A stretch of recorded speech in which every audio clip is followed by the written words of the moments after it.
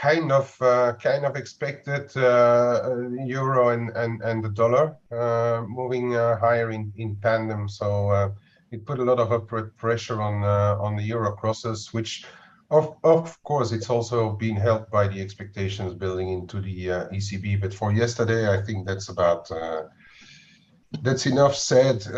One thing I wanted to add to what you said about China is that Russia came out this morning saying that they want to buy or diversify up to $70 billion equivalent to friendly countries. So they were talking about yuan being the main one, but we have to take all of that with a pinch of salt.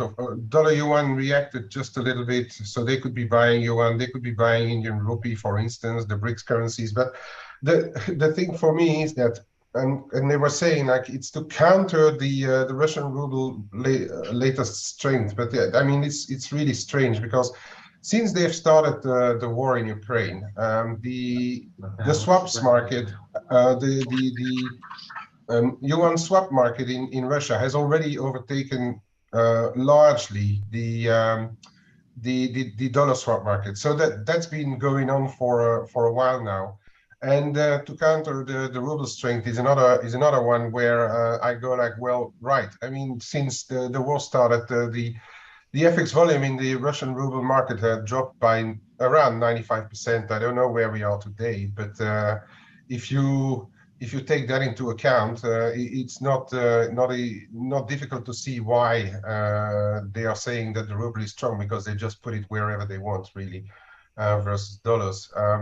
So I'm a little bit doubtful that it is to come, because they were saying mulling to do it, but I'm in doubt about everything. So for the time being, dollar yuan reacted just smalls on it, but I'm not going to really bank or going to trade on the back of what they were saying.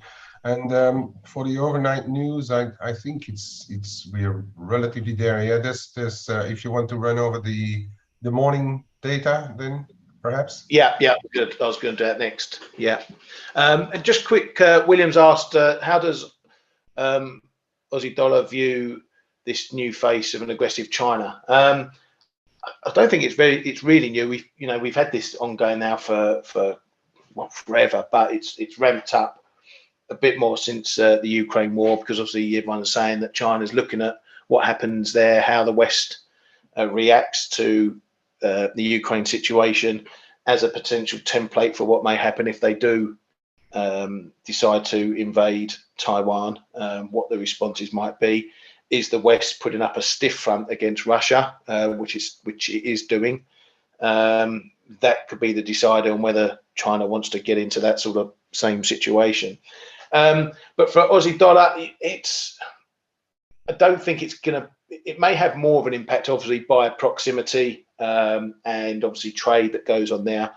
But I think if something like that happened, it's going to be more of a general risk move we see. So I'm not actually sure. I'm not actually sure if we'll see currencies like the yen gain on risk, or maybe they'll sell off further as well, again due to geographical proximity. But it will be a lot of risk move generally, of which Aussie dollar may suffer. Because I was thinking about this morning, Kay, what do you think would happen on that situation? Is it going to be? So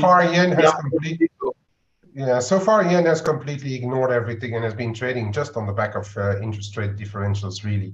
But there may be a time where all of a sudden the market says, well, you know what, this is now getting really, really hot, and the analysts or shall I say speculators were saying that something may happen this autumn. But well, first of all, let's hope not. And then, but if ever it really starts to heat up, and we've got like some live shooting in there, or really, as Taiwan was saying about cyber attacks and stuff, then it may indeed have an effect on stuff like the yen and the Aussie and perhaps the Kiwi, Korean won. But I mean, for those who trade it, it should at least have some sort of impact. But we are not there yet, and let's hope we never get there.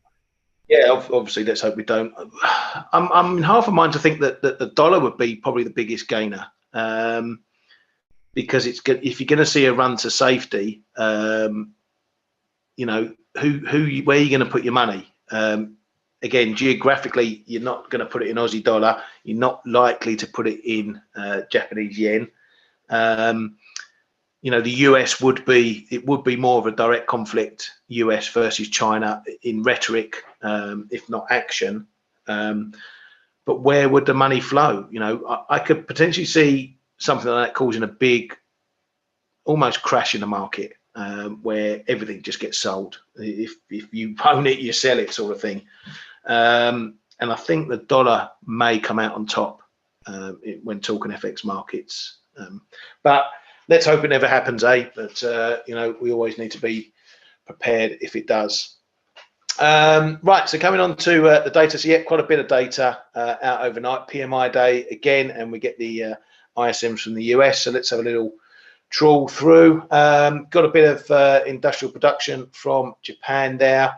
Oh no, I'm not on the right day, am I? Yeah, you're on yesterday. So we looked at that yesterday. Right, so the manufacturing PMI in Japan, that was up by 0.5 point, bit above expectations there, not a lot. Again, another positive number. We've been highlighting these for the last couple of weeks, that the data in Japan is on the positive side. Other bits and pieces going on there. We had the another China manufacturing PMI. This is the state one, I believe. Yesterday's was the market or S&P global one, going into contraction, whereas the other one was already in contraction. So more disappointment there. As mentioned, if we are going to see stronger lockdowns coming in China, also they're still facing drought conditions. They're facing energy problems where they're having to shut down factories for periods to preserve the domestic energy use. It's all potentially going to feed into negative numbers in the China data. Not that we're seeing it positive for most other places either, as we'll see as we look through the numbers there. German retail sales coming in positive there, down on the year, but again, look for some skew, lockdown skew in that. But on the month, up decent looking 1.9%. Obviously, potentially affected by inflation. Doesn't mean that people are buying more. It just means what they have been buying previously costs a lot more. So in an inflationary basis, doesn't say that real retail sales, when you strip out inflation, are higher. Coming across now, let's have a look. Final France GDP numbers there, 4.2% unchanged. Spain manufacturing, again, there was a bit further into contraction, still in contraction, but on the borderline with dropping or moving into expansion. That's the word I'm looking for. Italy as well, confirming the drop from the flash. France PMI, they moved back into expansion there, 50.6, bit of a surprise. Germany still a bit soft there. And we get to the UK and well, the Eurozone now, which is the pan-Eurozone number, again a little bit softer compared to the flash reading. UK put in a bit of a bounce. That was a big drop into contraction when we got the flash number there down to 46. Bit of a gain there, 47.3, but still looking very soggy there. And everyone, another reason to bash the quid. So into today, we've got Challenger job cuts, which is a data point that's not a huge market mover, but one I like to look at. This is a data point that numbers layoffs or potential layoffs. So it's for the month. It says, you know, if a firm like Tesla comes out and says they're cutting 20,000 jobs, this is the report where that shows up in. Now, it doesn't mean that what they announce, the number they announce, actually happens. A firm can come out and say, we are looking to lay off 20,000 people. It doesn't mean that all those people get laid off. But how big when we start to see wholesale expected job cuts coming in, that is another feature of the jobs market. We potentially then start looking for further weakness in some of the main numbers. It's not been running too bad of late, so there's no real red flags coming out of there, but a number to keep an eye on anyway there. And then later on today, we get obviously weekly jobless claims.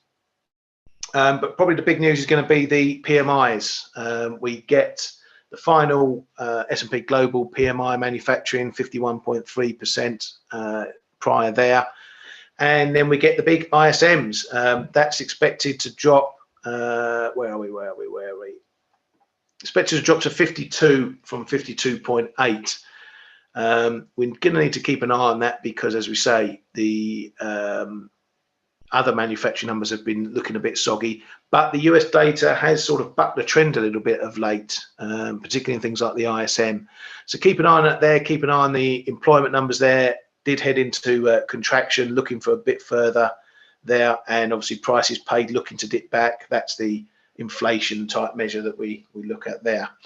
Got a Bostic speaking later. We've heard from him about 30 times in the last week, so not sure we'll get anything new there. Anything you're looking at on the cards there, Kay? No, I think you covered everything. The PMIs this afternoon, I reckon.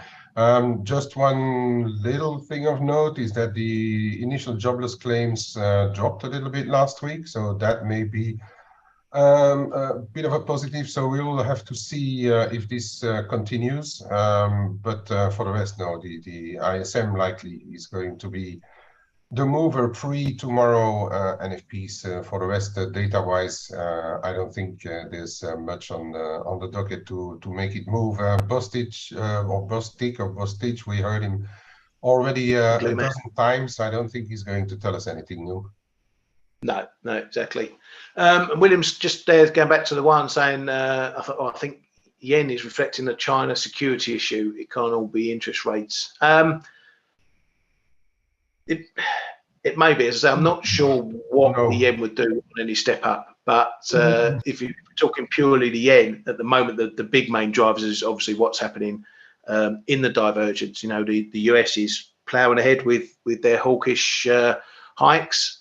Japan's getting left behind, so it's not all interest rates, but a huge amount of it is interest rates going on there. Sorry, Kate, did you want to add something there? Yeah, I think it's not reflecting at all the China security issue, because mechanically, if you have a risk factor coming into Asia or Japan, Japan is really not far away from that action, and in dispute with China regarding the islands. There may be two things. It's that indeed investors lose confidence in a currency, in which case the yen would be under pressure. But the main factor will be that if Japan needs to ramp up their defense, which they are actually planning to do. I saw some news about that earlier.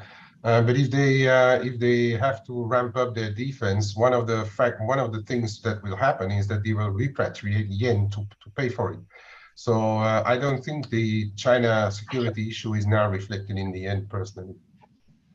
Yeah, thank you very much, mate. Right, so just going to look at current prices. Now, I'm going to be honest, I wasn't in the office most yesterday. I'm out again this afternoon. I'm really not been doing anything regarding trading right now. I'm waiting for get this weekend over, get my kids back to school next week, get all the final summer jobs done and dusted and put to bed. Then I can get back stuck into markets properly. So I'm really only half glancing at things, but you know, I'm keeping an eye on the moves. Cable is still looking like a sick pig, probably about ready to be put down. And I really don't know why it's getting such a pounding. I mean, yeah, you know, the UK fundamentally is showing the same issues as everywhere else, but no more than anywhere else really. So I really don't know why the pound is getting hit as much as the first two anywhere else. You know, the Bank of England are potentially, you could say that the Bank of England may be slowing down in their hike race if only looking at you know, 50s and whatnot moving forward compared to the Fed and now the ECB catching up. But they're still in a hike path, but it's really looking sick. And to be honest, I don't know where it's going to stop, which is probably around the time you want to start buying it. Because when this thing tends to look as really bad, that's usually the time when it turns around and rips everyone's face off. But I really don't know why it's so bad. So I'm not potentially going to be looking to trade a cable at the very least just yet. Though I am getting a little bit of an itch purely on the fact it's dumped so far. Euro sterling, that's one I am keeping a closer eye on. We've had the break of 86. It looks pretty decisive at the moment. We got above, broke through, and then we got a little bit of a hold round about the 85, 90s. Well, above that fib line, let's call it that, and then it's pushed on. I'm still not keen to say it's a full break, and it's probably better that I'm not trading this right now, as opposed to diving in. If we are going to shift up, the next big level, well, I've got another zone here that we've messed around in before, but 87 is still the key number. It's still the longer term, nearly 2 years now we've been running this area. That's going to be a really big one if we get above that. So keep an eye on here. If we do get a move back down to 86 and it holds again, then that's going to give some conviction for those who are long in it. If you're short and been shorting up here, you want to see the price get under that, call it 85.90 to clear it all out. And then we're back in the box, as we like to say. But, as I say, 87 is really the key level up there for me. Dollar CAD I want to look at quickly because it's still on the move up, getting up again towards that trend line or the top of the channel. Again, it's made the break and it's held pretty much. It's come down to a shorter time frame. Just have a look at that.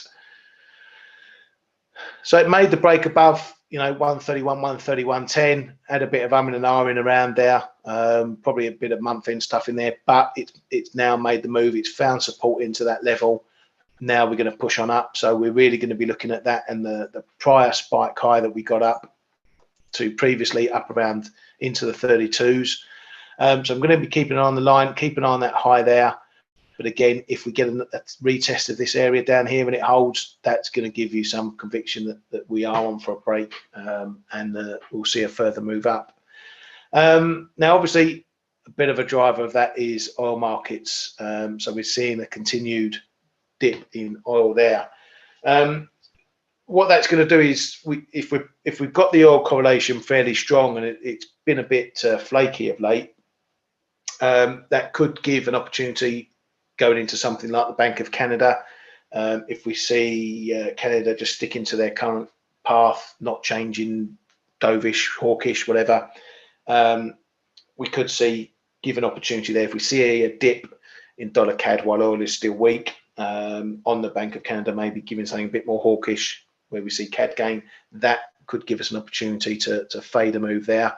So that's the sort of thing. One, if we've got a strong correlation, then match it off against what the central bank may do over there. So that's a brief look. Euro dollar,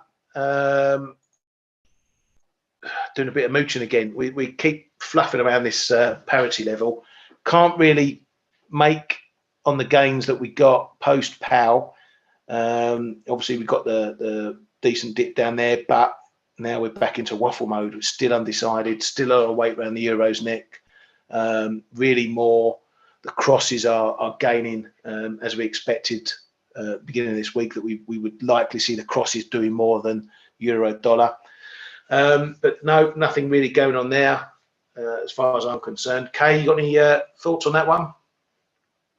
No, it's exactly moving as we thought it might.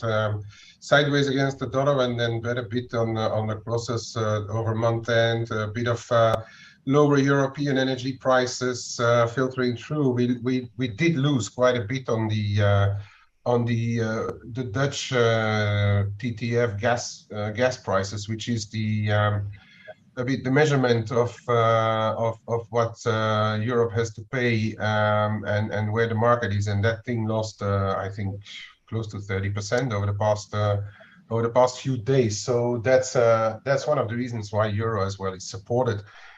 Besides speculation now ramping up of the ECB going 75, they'd better deliver. If they don't deliver 75, I think euro could really be in for a mega slap, because it looks as to me that it was not only end of month, but the market already speculating that ECB will go 75. So we might see more of that into next week ahead of the ECB meeting. But then yeah, be careful on the 8th. If they would not deliver, even a 50 BPs is already going to be enough for disappointment, I reckon.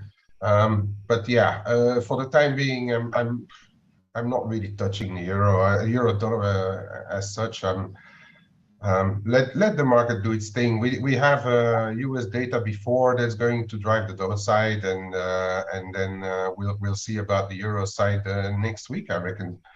Yeah. Do you want me to? I do think the euro is showing signs of bottoming, though. You know, we couldn't get down to that 99 level. Certainly couldn't get through it. And if you compare it to what's happened in other dollar pairs, it is looking fairly supported. So, you know, if the ECB disappoint next week, and we do get another move down to 99, that could be an opportunity if you've missed out on trying to grab some longs. It's definitely, as Kay's pointed out for months, the level to beat right now. So that's a sort of opportunity to look at potentially there. But I wouldn't expect any rockets, even if they go 75. Because it's expected, and even though we've had the growing expectations of a 75 pip hike, it hasn't affected euro dollar that much. So, you know, I wouldn't go buying longs on those expectations and thinking you're going to get 200-300 pips out of it. You might get a knee-jerk 40-50 pips on confirmation, but I wouldn't be expecting that to go to the moon on that side. Just before you do your round robin, I see Steve is lurking in the background. Are you there, mate? Do you want to? You got any thoughts you want to share with us? Words of wisdom, or are you just keeping an eye on what we're doing, making sure we're not getting up to no good? You there, mate? I don't see his microphone come up. No. I'll grab the. Okay, the he's just screen, spying on us. So everyone, be good. No swearing, no boobs, nothing. Keep your clothes on. Well, Kay, Steve right. might be disappointed when there are no boobs, no swearing. All right, let's. I'll hand it over. 2 seconds. Shall I grab it? Yeah, go ahead, mate. I'm just going to go over a couple of things, because the next week, and I've been saying it for days now, and I think September has the potential to be a very big month for the dollar, for the euro, for assets, you name it. For other currencies, it has the potential to be a very big month, because we are ramping up expectations for the ECB. We had a much shorter than expected Powell speech, and now we are going into the ISM, and especially tomorrow the labor report, which will be a combination that will be driving the dollar side of things.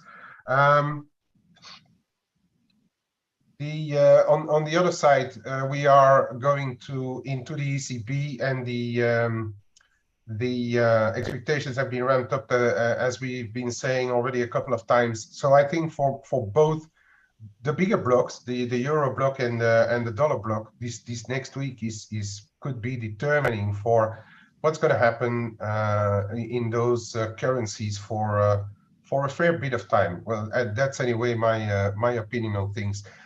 So let's quickly look at this, and if you, in the month of August, from the bottom that we saw on the 1st of August, the US 10s have been rising 70 BPs, and if you go over to the German rates, they've even gone 1%. So you can imagine how the bond markets have been doing, and it reflects in exactly what's going on. If you look at then the euro and the German and the US differentials on the shorter term, if you look at the 2-year the differentials, the euro has recovered 60 bps from the lows in the space of a month.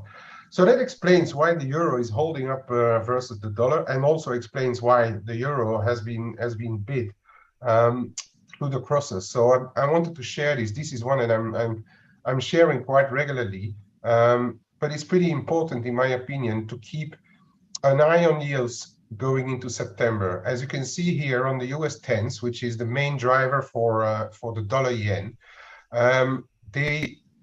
this one has been rising pretty fiercely, but we are coming into a little bit of an interest zone, in my opinion. This 320, 325 area, that is going to be defining for what's going to happen, first of all, to the yen, and then and likely happening to a lot of dollar pairs going forward into September. So keep an eye on this 320, 325 in the US 10s, and for the shorter term, the 350 in the 2-year could be important as well. But ISM and NFP combination have the potential to make this break, or to turn this around, at least temporarily, back to low threes, or why not break through 3 and go back to 290s or so. So keep a very, very close eye on those yields and on the differentials, because they are going to be big drivers in September, in my opinion. Since you covered the sterling, I'm not going to stop there anymore. Dollar yen back into this resistance area. It is a longer term fib as well, as we've been showing. It is I think it's 161.8 of something as well. Where did I see this? Anyway, I mean, it's a pretty important level, the prior top as well. We just broken above a little bit thanks to the yields, and now we are back below, but we are hanging still very close to 140. I don't see much reason, if US yields don't come down, I don't see much reason for dollar yen coming down. Yes, we've heard from a few officials, but yesterday Suzuki said everything was all right at 138.5, but then Matsuno thinks that 139.5 is a bit rich, and decided to intervene. Not intervene, but verbally intervene, let's put it that way. So keep an eye on that for the ISM as well. If we start to, we really need to get back now to below 138 to turn this ship around, in my opinion. Even 137 3/4 today, if the ISM, or today or tomorrow, this is a level I'm going to keep a very close eye on now. It's prior highs and the trend line around here. It's 137.70 around there. But then I want to talk about some crosses here, because that's what's been going on over the week for the euro. We've seen this monster since we started to break 137 3/4 in the euro yen. It's been a relatively one-way ticket. Yeah, we had one rejection at 139.10 to start with, went back down to low 138s, and then in 2 month end, it's been hoovered. So that's also part of the speculation for the ECB, the lower European gas prices. So keep a very close eye on levels just below 139 now, 138.80, 138.90 for this one to confirm the break or to fail. So this is a level I'm keeping a close eye on. On the Euro CAD, we have been breaking above this 131.30, successively 60, and then yesterday I tried a counter trade on the fixing, but let that one go pretty quickly, because it just didn't really work. Tried it around this 60 and then went out of it relatively quickly. We are moving into resistance areas anywhere between 132.5 and 133. The big one still 134, and that's going to be important for next week ECB. If it takes this level, there is a chance we actually move up to 134. on larger ECB speculation, but I don't know. It's also following oil now, oil lower now. So there's a bit of a combination of things going on. Keep a close eye on it. I haven't given up on this level. If fundamentals tell me that it's enough up here, and if oil starts to stabilize, and if ECB kind of underdelivers, or say even 75, and that's us done for big hikes. Because so far we only heard from the Hawks. We haven't heard from Lagarde or Doggy de Guindos either, who are those in the ECB crib. We haven't heard from them. So if they would come out, and if Lagarde next week would say, okay, it's 75, and then we're done with the big hikes, we could build up speculation up to here, and then all of a sudden fall out of bed again. Similar things on Euro Aussie. We've come here in this zone 147 quarter and a half, call it. That's a pretty important one for me as well. We did break some levels, so respect those breaks for the time being. I'm not going to touch much of it. But we have to respect the levels, right? So, but I'm just preparing levels into next week ECB basically.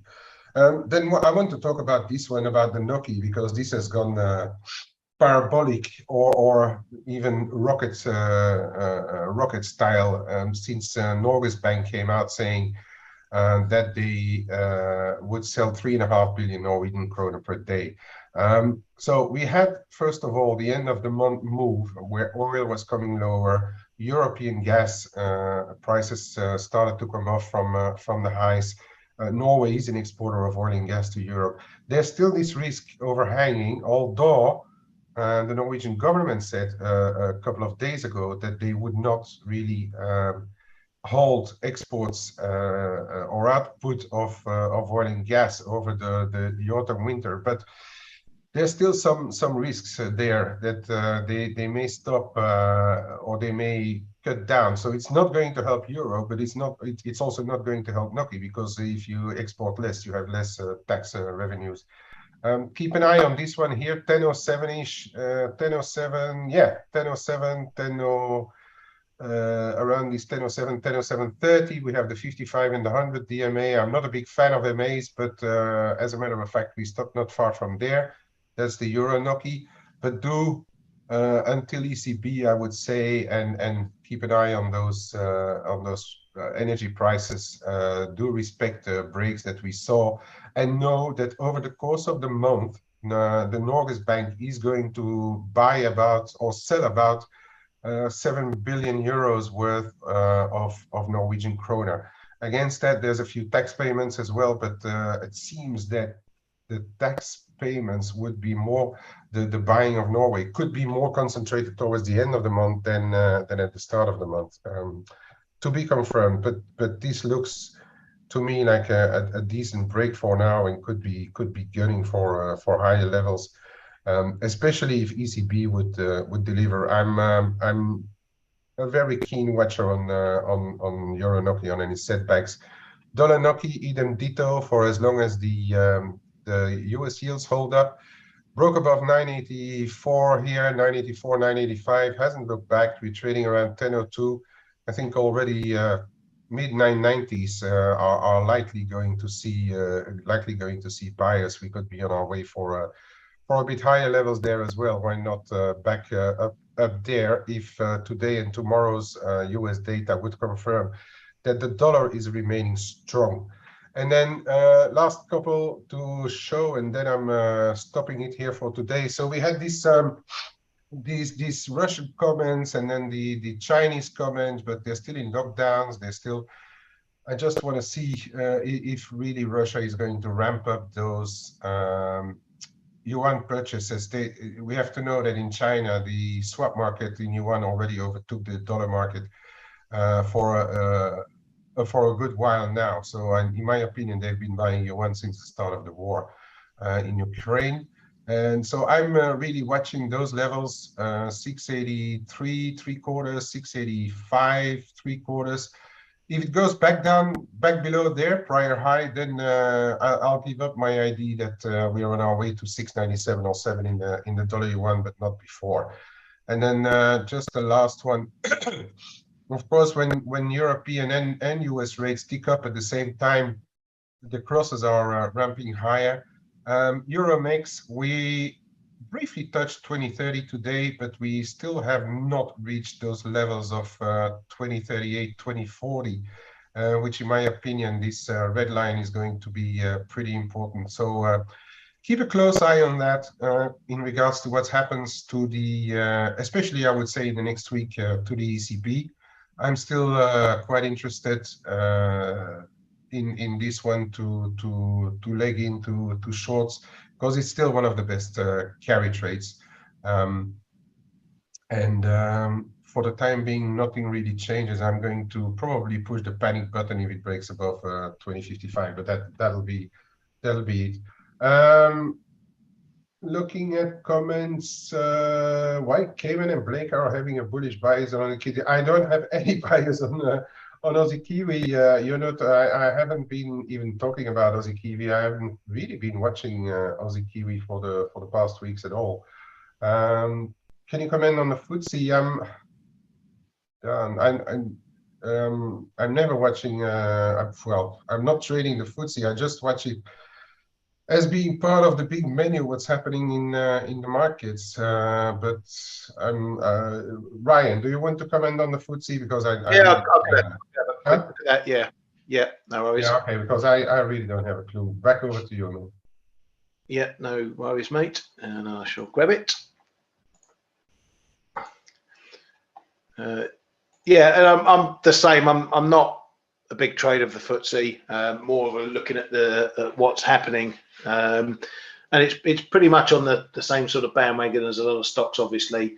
The pound obviously does have a big influence in this due to the multinational or multinationality of a lot of the companies within it. So it's definitely following the trends of the rest of the stock markets we're seeing globally. The big number is always 7,000, or has been for a long while, down at 7,000. That's going to be areas, if you're short from up above, that's a number you're going to be looking at. If we get a break there and a confirmation underneath, then it's going to be heading further south. But it's still rather elevated. It's not really, coming off, I'd say, as much as perhaps in percentage terms as some of maybe the other indices. So yeah, in looking a bit more into detail, intraday levels perhaps, or at least more shorter term, we may have a bit of support round about this 71.50, 70 area, just based on the prior traffic that we've seen back in April, a bit of an area. But really, if you're going to be trading this one, look to get further weakness down to that 7,000 handle and take it from there, Peter. But as I say, not one I'd trade an awful lot. But now you flagged it, I might have a look at that 7,000 level myself. We'll see what happens there. Nahar Bless, how do you know a certain theme has been overdue and time to look for fresh catalysts? I'm going to show you mean overdone rather than overdue. It all comes down to whether the market moves on any headlines to do with it. That's how you know. I mean, it's pretty easy with something like a central bank.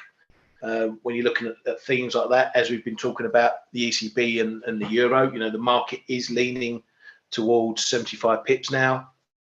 So, over the last few days, the market's probably getting priced that way, so that the 75 pip thing is getting to overdone point. We're not seeing the euro dollar rising any more significantly on those expectations. So the catalyst from that is obviously what happens at the ECB. But when you're talking these other geopolitical and fundamental situations, it's pretty much the same. If you get, let's take the Taiwan stuff, the market's not really moving on it because I don't think we're quite yet at a level where the market's going to get truly worried about it. Then what will happen if the market does get worried? You will see the market start to price however it wants to price, where it wants to price. you'll get a flood of moves there. Then you may see further headlines coming out, but no further escalation in the situation. So let's say we ramp up the rhetoric from DEFCON 1 to DEFCON 2 or whatever.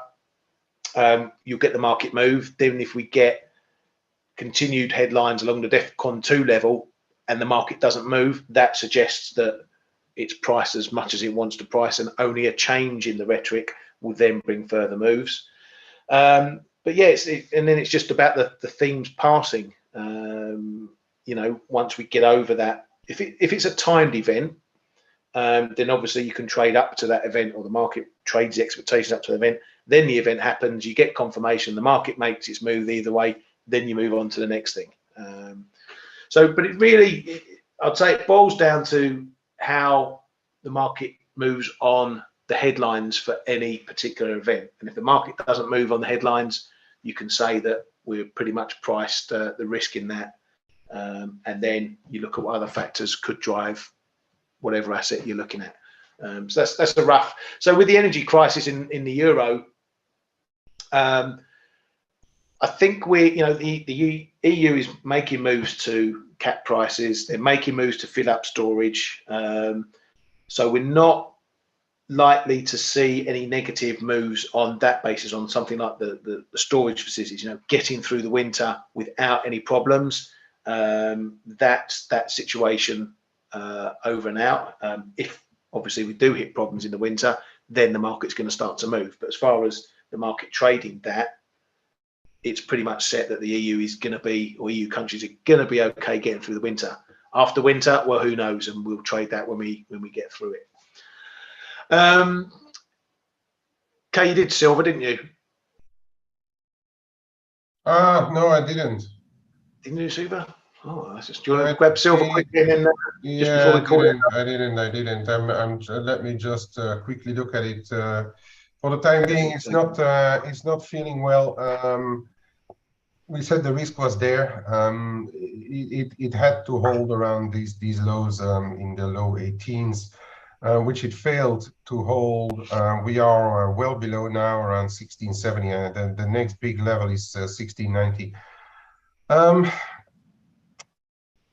Part of me is telling me that I should be looking to get a bit long again in this zone, but I really want to wait for numbers, because those yields are scaring me a little bit to stand in front of the of the train now and to try to catch a knife.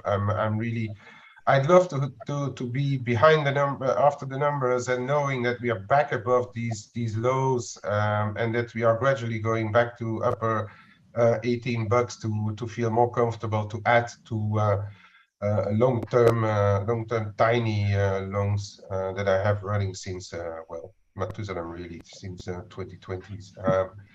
But yeah, for the time being, I'm really holding off from it. If we start to get above 1815 again, it probably will look a little bit better. Same thing on gold. It's still looking fragile, still eyeing at these prior lows around 1680, 1677, 1680. On F.A.C.E, people have been talking about these levels as well.